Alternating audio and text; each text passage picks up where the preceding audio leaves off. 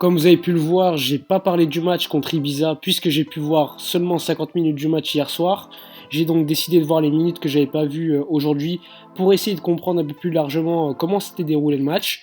Comme contre Grenade, l'équipe a joué donc à 3 défenseurs, donc 3 derrière avec 2 pistons sur les côtés.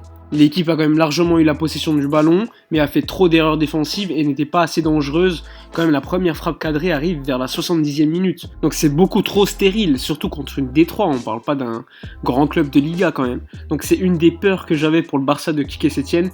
Mais bon, il est encore trop tôt pour juger selon moi, surtout que je me rappelle que sous Pep Guardiola, on connaissait quand même ce genre de match. Donc faut pas oublier que ce Barça n'a pas eu de préparation physique avant l'arrivée de Quique Setién, et à mon avis ça va payer dans environ un mois.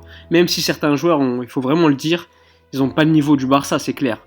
Donc le Barça s'est quand même qualifié avec un doublé de Griezmann. Les tirages au sort des huitièmes de finale vont se dérouler vendredi, donc demain, sans que les équipes de seconde division puissent s'affronter entre elles. Donc on pourrait tomber contre un gros club de Liga. Bref, parlons du match contre Valence qui va donc se dérouler samedi à 16h. Donc grand match, qui sera un test plus qu'intéressant. Match à Mestalla en plus, donc face à une équipe qui sort d'une défaite 4-1 contre Mallorca en Liga. Contre le Barça, il n'y aura pas non plus certains joueurs très importants comme Parejo qui est suspendu, Guedes qui est blessé, Silesen qui pourrait également manquer le match pour blessure, tout comme Rodrigo Moreno. D'ailleurs, Rodrigo Moreno qui lui fait d'ailleurs l'objet de rumeurs pour venir au Barça et suppléer Luis Suarez. Donc pas mal d'absents de poids côté Valence, même si quand même ils ont un effectif assez large pour remplacer ces joueurs.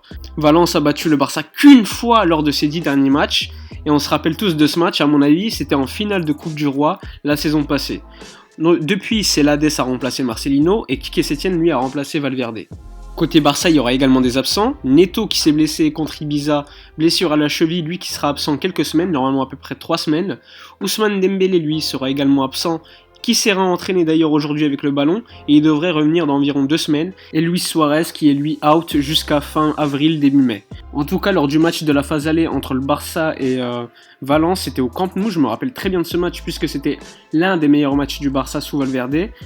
Bon, c'était quand même le Valence qui venait de virer Marcelino, donc j'ai hâte de voir si l'équipe de Valence va réussir cette fois à nous prendre la possession, et s'ils réussissent à le faire, quelles seront les alternatives pour le Barça pour réagir. Personnellement, mon 11 contre Valence sera Ter Stegen au but, avec une défense à 3 avec Sergi Roberto, Piqué, Umtiti, comme ce qu'il y avait contre Grenade. Ansu Fati et Jordi Alba en piston, comme contre Grenade, comme la défense. Ensuite, un milieu de terrain composé de Frenkie de Jong, Busquets et cette fois Arthur, même si je pense qu'il va plutôt mettre Vidal.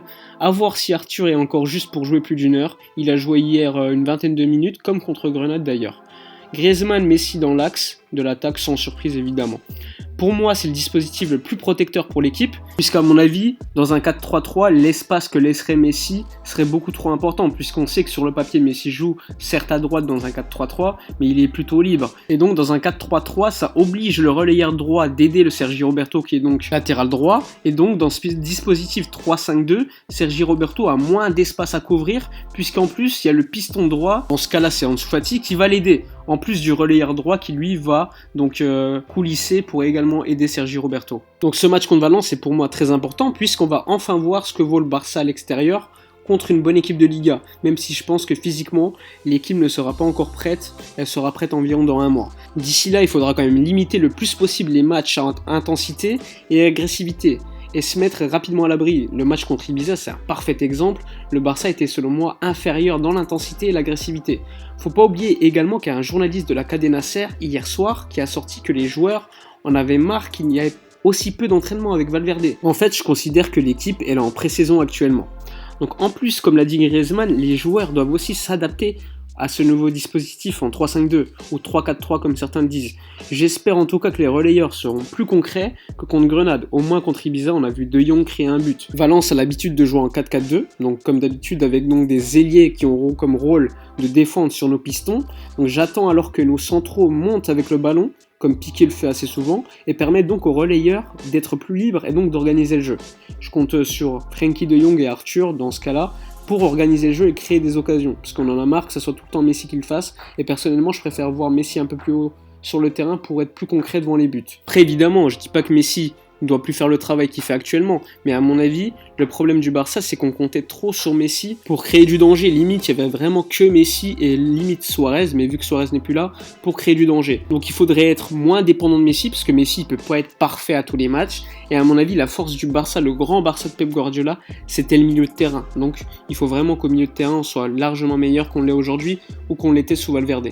Souvent on me demande c'est quoi un grand match du Barça. Pour moi c'est lorsque l'équipe elle concède quasiment aucune occasion, donc elle est parfaite défensivement et qui en crée énormément. L'objectif c'est clairement être le plus efficace dans les deux zones. Pour être efficace dans ces deux zones, c'est le milieu de terrain qui est vraiment très important pour moi. C'est pour ça que je veux absolument un milieu de terrain Arthur, Frenkie de Jong et Busquets pour les grands matchs européens ou encore de Liga. Donc c'est ce que j'attends du Barça à terme, mais pour le moment je reste quand même assez indulgent pour diverses raisons, notamment la récente arrivée de Quique Setién, le fait que les joueurs soient lessivés physiquement et que collectivement il y avait quand même rien de travaillé avec Valverde. Bref, c'est la fin de la vidéo, n'hésitez pas à me donner votre avis sur ce match, votre pronostic est évidemment le 11 que vous mettriez si vous étiez Quique Setién. N'hésitez pas également de liker la vidéo, de vous abonner et de partager. Plus on est, plus c'est motivant pour moi et plus c'est intéressant de débattre. Puisque plus il y a de personnes, plus il y a d'avis divergents. Bref, à bientôt pour une prochaine vidéo. D'ici là, portez-vous bien.